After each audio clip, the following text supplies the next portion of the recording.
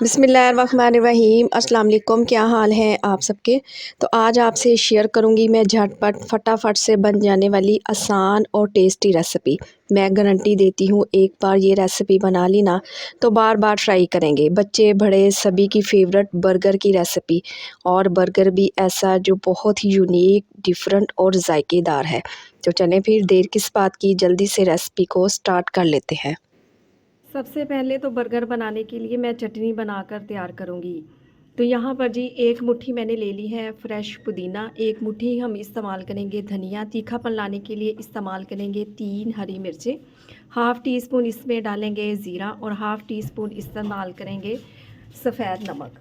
इसके साथ ही 2 टीस्पून हम इस्तेमाल करेंगे लेमन जूस। तो यहाँ पर जी एक मिक्सी जार ले लेंगे और सारी चीज़ों को इसमें डालकर बिल्कुल फ़ाइन पीस कर चटनी बनाकर तैयार करेंगे।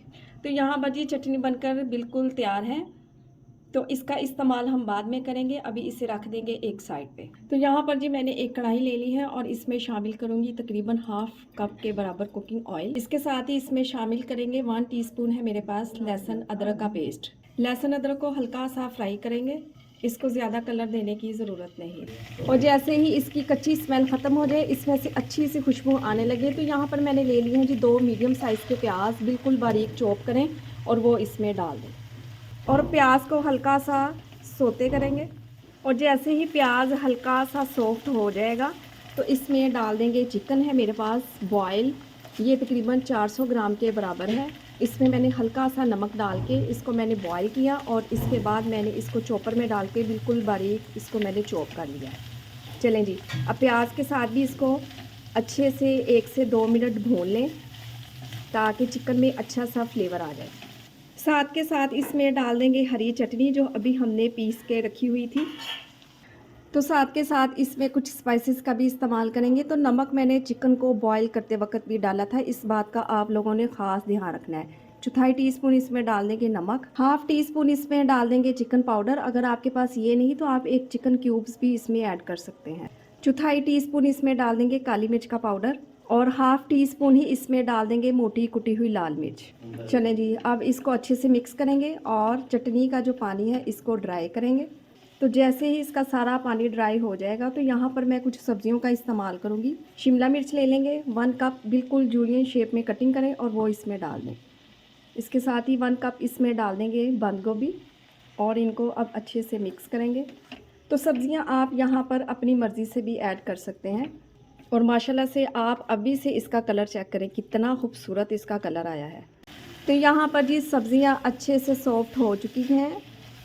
अभी फ्लेम ऑफ करेंगे और इसे ठंडा करें। तो ये बिल्कुल जी रूम टेम्परेचर पर आ चुकी है। तो अब इसमें डाल देंगे हाफ़ कप के बराबर है मेरे पास मायोनीज़, ये इसमें शामिल करेंगे। मायोनीज़ डालने से ये बड़े जूसी बर्गर बनकर तैयार होंगे और अभी इन्हें मिक्स करेंगे। चलें जी, इसको मैंने अच्छे से मिक्स कर लिया। तो यहाँ पर मैंने ले लिए हैं जी गोल बन बर्गर ले लिए हैं और ये इजीली आपको बेकरी से मिल जाएंगे। तो यहाँ पर मैंने ले ली है जी बिल्कुल सादे वाली केचप है और इस तरह से इसको अच्छे से पूरे बर्गर के ऊपर लगाएंगे। तो यहाँ पर मैंने ले लिए हैं जी खीरे, बिल्कुल बारीक स्लाइस में कटिंग करेंगे और इस तरह से इनके ऊपर रखेंगे। घर में बर्गर बनाने का यही तो फ़ायदा है कि आप अपनी मर्ज़ी से जो चाहें इस पे लगाएं। चिकन और सब्जियों का जो पेस्ट है वो इस तरह से रखेंगे। तो बर्गर को मैंने हल्का सा तवे पे सेक लिया था और इस तरह से इन्हें कवर करेंगे।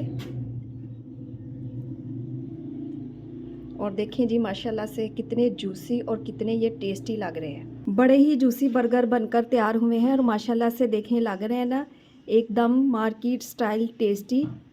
तो इन्हें केचप के साथ सर्व करेंगे। बर्गर की रेसिपी को घर में ट्राई करें तो अपना फीडबैक लाजमी दें। अपना बहुत सारा ख्याल रखें, मुझे अपनी दुआओं में याद रखें। मुझे दीजिए इजाज़त। अल्लाह हाफिज़।